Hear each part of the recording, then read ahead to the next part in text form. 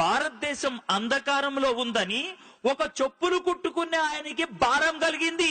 చెప్పులు కుట్టుకునే ఆయనకి భారం కలిగితే 1793 సంవత్సరం నవంబర్ 11వ తారీఖున భారతదేశంలో అడుగు పెట్టాడు ఆయన. భారతదేశానికి రావడానికి 4 నెలల పడవ ప్రయాణం పట్టింది. ఆ 4 నెలల్లో బెంగాలీ భాష చదవటం, బెంగాలీ భాష రాయటం, బెంగాలీ భాషలో మాట్లాడటం నేర్చుకున్నాడు. భారతదేశంలో అడుగు పెట్టినప్పుడు భారతీయ భాష మాట్లాడాడు. 36 సంవత్సరాలు భారతదేశంలో ఉండి 44 భాషలు నేర్చుకున్నాడు. 40 భాషల్లోకి బైబిల్ తర్జుమా చేద్దామని ఆరంభించి 28 భాషల్లో కొత్త నిబంధన పూర్తి చేసి 17 భాషల్లో బైబిల్ పూర్తి చేశాడు. ఈ రోజు నీ చేతుల్లో బైబిల్ ఉన్నదంటే కారణం ఆయనే. ఆయన ఎవరో తెలుసా? William Carey. ఒక్క విలియం కేరీ 17 భాషల్లోకి బైబిల్ తర్జుమా చేసి నీ చేతుల్లో పెట్టాడు. అంతేనా? అక్కడితో ఆగిపోయాడా? నీ చేతుల్లో పెన్ ఉందంటే కారణం విలియం కేరీ. భారతదేశంలో మొట్టమొదటిసారిగా ఇంక్ తయారు చేసింది ఆయనే. జిందగీలో రైలు బండి ఎక్కినావంటే కారణం విలియం కేరీ. భారతదేశంలో మొట్టమొదటిసారిగా స్టీమ్ ఇంజన్ పెట్టింది ఆయనే. బ్యాంకులో పైసలు పెట్టినావా? కారణం విలియం కేరీ. భారతదేశంలో మొట్టమొదటిసారిగా బ్యాంక్ పెట్టింది ఆయనే. పొద్దున్నే లేచి ఈనాడు, జై తెలంగాణ న్యూస్ పేపర్ చదివినావా? థ్యాంక్స్ చెప్పాలి విలియం కేరీకి.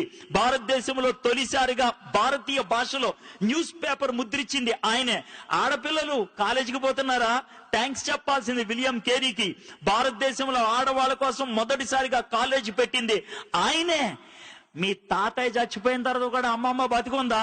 థ్యాంక్స్ చెప్పాలి విలియం కేరీకి. సతీ అనే దాన్ని అంతమొందిచ్చింది ఆయనే. ఒక్కడు చేసింది ఇదంతా. ఆయన ఈ లోకానికి వచ్చి చేసినప్పుడు ఆయనకి పెద్ద వెల్కమ్ పార్టీ ఇచ్చారనుకున్నారా? లేదు.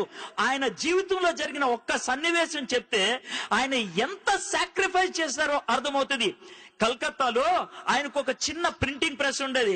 236 పేజీలు బెంగాలీ డిక్షనరీని ఆ రోజే ముద్రించి కట్లగా నిలబెట్టి మిగిలిన పేజీలు ముద్రిద్దాం అనుకునే లోపల ఇంటి దగ్గర నుంచి ఒక పనోడు పరిగెట్టుకుంటా వచ్చాడు. వచ్చి, సార్ మీ భార్యకి పిచ్చి ఎక్కిందంట.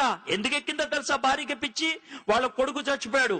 కొడుకు చచ్చిపోయినప్పుడు పాతి పెట్టడానికి ఎవరు రాకపోతే విలియం కేరీ ఒక్కడే శవాన్ని తీసుకెళ్లి పాతి పెట్టొచ్చాడు. ఆ యొక్క ఎమోషన్ లో భార్య పిచ్చెక్కి రాయితో తల కొట్టుకొని రక్తం కారుతుందంటే విలియం కేరీ భార్యను ఓదార్చుతామని వెళ్తూ ఉంటే వెనక నుంచి ఇంకోటి పరిగెట్టుకుంటూ వచ్చి, సార్ ఇప్పుడే మీ ప్రెస్ తగలడిపోయింది అని అన్నాడు. వెనక్కెళ్లాలో ముందుకెళ్లాలో తెలియకుండా సతమతమయ్యాడు విలియం కేరీ.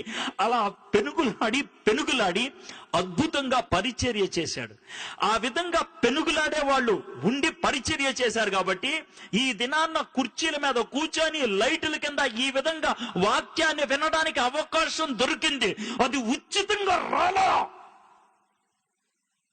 ఎవడో ప్రాణం పెడితే వచ్చింది, ఎవరో సాహసిస్తే వచ్చింది. దేవుడు నేర్పించే పాఠం ఏంటి తెలుసా? నువ్వు నాకు చెందిన వ్యక్తివి అని చెప్తావా? నన్ను నువ్వు దేవుడు అని పిలుస్తావా? యేసే అంటున్న మాట ఇది. మీలో నన్ను ఎవరైనా గురువు అని పిలవదలుచుకుంటే, నా శిష్యులు అవ్వాలి అనుకుంటే గుర్తుపెట్టుకోండి, ఒకటే ఒక కండిషన్. మిమ్మల్ని మీరు కాదనుకోవాలా, మీ సిలువెత్తి నన్ను వెంబడించాలా. సిలువెత్తి వెంబడించడం అంటే గోల్డెన్ క్రాస్ మెల్ల వేసుకొని రావటం కాదు.